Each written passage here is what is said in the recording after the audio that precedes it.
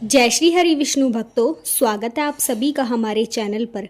आज हम सुनने जा रहे हैं श्रावण मास के शुक्ल पक्ष की पवित्रा या जिसे पुत्रदा एकादशी भी कहा जाता है, उसकी पावन पौराणिक कथा। तो भक्तों, इस कथा को अंत तक सुनिएगा, क्योंकि कहा जाता है कि इस कथा को पूरा सुनने से भगवान विष्णु आपकी हर मनोकामना को पूरा कर देते हैं। इसलिए कमेंट में जय श्री हरि विष्णु अवश्य ही लिखें। कथा के अनुसार एक बार की बात है, श्री युधिष्ठिर कहने लगे कि हे भगवान, मैंने श्रावण माह के कृष्ण पक्ष की कामिका एकादशी का तो सविस्तार वर्णन सुन लिया। अब आप मुझे श्रावण शुक्ल एकादशी का क्या नाम है, व्रत करने की विधि तथा इसका महात्म्य कृपया करके कहिए। मधुसूदन कहने लगे कि इस एकादशी का नाम पुत्रदा एकादशी है। इस एकादशी को पवित्र एकादशी भी कहा जाता है। पुत्रदा एकादशी व्रत करने वाले व्यक्ति को पूजा के बाद श्रावण पुत्रदा एकादशी व्रत की कथा जरूर सुननी चाहिए। ऐसा करने से व्रत पूरा होता है और मनोकामनाएं भी पूर्ण होती है। अब आप शांति पूर्वक इसकी कथा सुनिए। इसके सुनने मात्र से ही व्यापेय यज्ञ का भी फल मिलता है। द्वापर युग के आरंभ में महिष्मति नाम की एक नगरी थी, जिसमें महीजीत नाम का राजा राज्य करता था। लेकिन पुत्रहीन होने के कारण राजा को राज्य सुखदायक नहीं लगता था। उसका मानना था कि जिसके संतान ना हो, उसके लिए यह लोक और परलोक दोनों ही दुखदायक होते हैं। पुत्र सुख की प्राप्ति के लिए राजा ने अनेक उपाय किए, परंतु राजा को पुत्र की प्राप्ति नहीं हुई। वृद्धावस्था आती देखकर राजा ने प्रजा के प्रतिनिधियों को बुलाया और कहा, हे प्रजाजनों, मेरे खजाने में अन्याय से उपार्जन किया हुआ धन नहीं है। ना मैंने कभी देवताओं तथा ब्राह्मणों का धन छीना है। किसी दूसरे की धरोहर भी मैंने नहीं ली है। प्रजा को पुत्र के समान पालता रहा। मैं अपराधियों को पुत्र तथा बांधवों की तरह दंड देता रहा। कभी किसी से घृणा नहीं की, सबको समान माना है। सज्जनों की सदा पूजा करता हूँ। इस प्रकार धर्मयुक्त राज्य करते हुए भी मेरे पुत्र नहीं है, सो मैं अत्यंत दुख पा रहा हूँ। इसका क्या कारण है? राजा महीजीत की इस बात को विचारने के लिए मंत्री तथा प्रजा के प्रतिनिधि वन को गए। वहाँ बड़े बड़े ऋषि मुनियों के दर्शन किए। राजा की उत्तम कामना की पूर्ति के लिए किसी श्रेष्ठ तपस्वी मुनि को देखते फिरते रहे।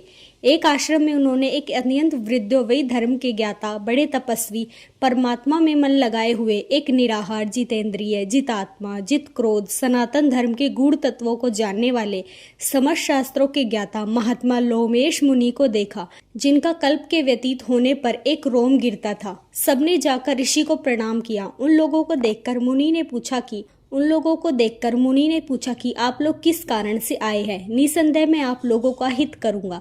मेरा जन्म केवल दूसरों के उपकार के लिए ही हुआ है, इसमें संदेह मत करो। लोमेश ऋषि के ऐसे वचन सुनकर सब लोग बोले, हे महर्षि, आप हमारी बात जानने में ब्रह्मा से भी अधिक सामर्थ्य है, अतः आप हमारे इस संदेह को दूर कीजिए। महिष्मतिपुरी का धर्मात्मा राजा महीजीत प्रजा का पुत्र के समान पालन करता है, फिर भी वह पुत्रहीन होने के कारण दुखी है। उन लोगों ने आगे कहा कि हम लोग उसकी प्रजा है और उसके दुख से हम भी दुखी हैं। आपके दर्शन से हमें पूर्ण विश्वास है कि हमारा यह संकट अवश्य दूर हो जाएगा, क्योंकि महान पुरुषों के दर्शन मात्र से अनेक कष्ट दूर हो जाते हैं। अब आप कृपा करके राजा के पुत्र होने का उपाय बतलाइए। यह वार्ता सुनकर ऋषि ने थोड़ी देर के लिए नेत्र बंद किए और राजा के पूर्व जन्म का वृतांत जानकर कहने लगे कि यह राजा पूर्व जन्म में एक निर्धन वैश्य था। निर्धन होने के कारण इसने कई बुरे कर्म किए। यह एक गाँव से दूसरे गाँव व्यापार करने जाया करता था। एक समय ज्येष्ठ मास के शुक्ल पक्ष की द्वादशी के दिन माध्याह्न के समय वह, जबकि 2 दिन से भूखा प्यासा था, एक जलाशय पर जल पीने गया। उसी स्थान पर एक तत्काल की ब्याही हुई प्यासी गौ जल पी रही थी। राजा ने उस प्यासी गाय को जल पीते हुए हटा दिया और स्वयं जल पीने लगा। इसलिए राजा को यह दुख सहना पड़ा। एकादशी के दिन भूखा रहने से वह राजा हुआ और प्यासी गौ को जल पीते हुए हटाने के कारण पुत्र वियोग का दुख सहना पड़ रहा है। ऐसा सुनकर सब लोग कहने लगे कि हे ऋषि, शास्त्रों में पापों का प्रायश्चित भी लिखा है, अतः जिस प्रकार राजा का यह पाप नष्ट हो जाए, आप ऐसा उपाय बताइए। लोमेश मुनि कहने लगे कि श्रावण शुक्ल पक्ष की एकादशी को, जिसे पुत्रदा एकादशी भी कहा जाता है, तुम सब लोग व्रत करो और रात्रि को जागरण करो, तो इससे राजा का यह पूर्व जन्म का पाप अवश्य नष्ट हो जाएगा। साथ ही राजा को पुत्र की अवश्य प्राप्ति होगी।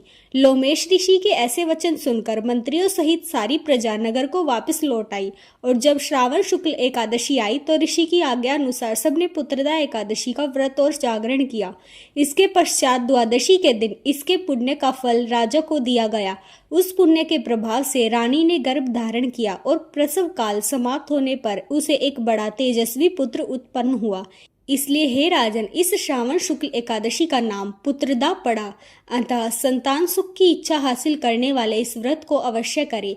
इसके महात्म्य को सुनने से मनुष्य सब पापों से मुक्त हो जाता है और इस लोक में संतान सुख भोग कर परलोक में स्वर्ग को प्राप्त होता है।